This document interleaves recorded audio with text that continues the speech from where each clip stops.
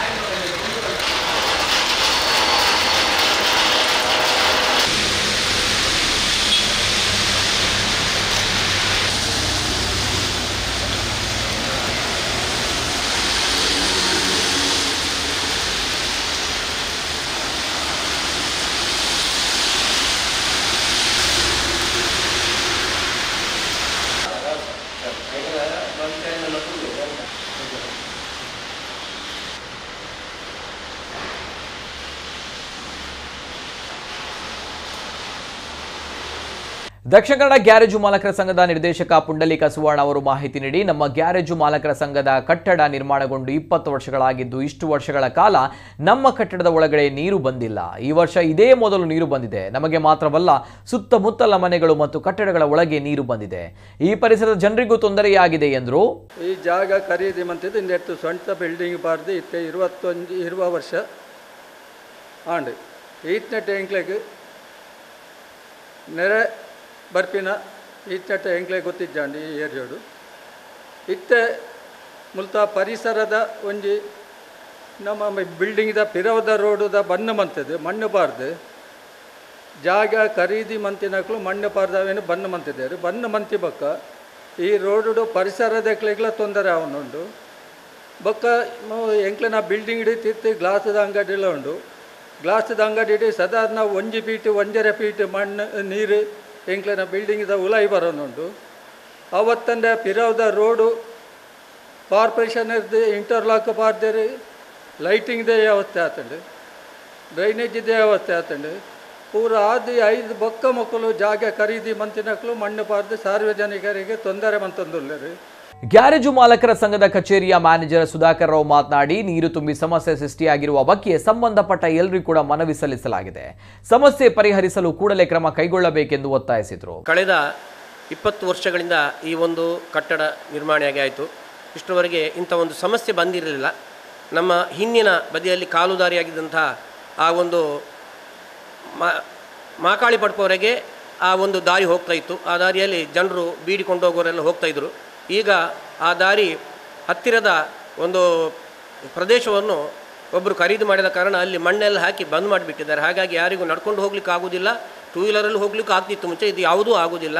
ಅಷ್ಟೇ ಅಲ್ಲದೆ ಅಲ್ಲಿ ಅಷ್ಟು ಬಂದ್ ಮಾಡಿದ ಕಾರಣ ನಮ್ಮ ಸಂಘದ ಕಟ್ಟಡದ ಒಳಗೆಲ್ಲ ನೀರು ಬಂದಿದೆ. ಯಾಕಂತ ಹೇಳಿದರೆ ನೀರು ಇಲ್ಲಿಯ ನೀರೇ ಕೃತಕ ನೀರೆಯಾಗಿ ಒಂದು ಬಂದಿದ್ದು. ಅಷ್ಟೇ ಅಲ್ಲ, ನಮ್ಮ ಹತ್ತಿರದ ಒಂದು ಮನೆಗೂ ಒಳಗೆ ಹೋಗಿದೆ.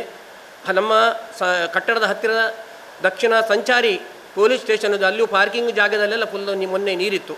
ಅದರಿಂದ ಈಗಾಗಲೇ ನಾವು ನಮ್ಮ ಸಂಘದ ವತಿಯಿಂದ ಕಮಿಷನರು ಹಾಗೂ ಎಲ್ಲ ಅಧಿಕಾರಿಗಳಿಗೆ ನಾವು ಮನವಿಯನ್ನು ಕೊಟ್ಟಿದ್ದೇವೆ. ಗ್ಯಾರೇಜು ಮಾಲಕರ ಸಂಘದ ಕಟ್ಟಡದ ಸಮೀಪದ ಮನೆಯ ನಿವಾಸಿ ಶಾಂತ ಬಾಲಕೃಷ್ಣ ಮಾತನಾಡಿ, ಇಷ್ಟು ವರ್ಷ ಇಲ್ಲದ ಸಮಸ್ಯೆ ಈ ವರ್ಷ ಕಾಣಿಸಿಕೊಂಡಿದೆ.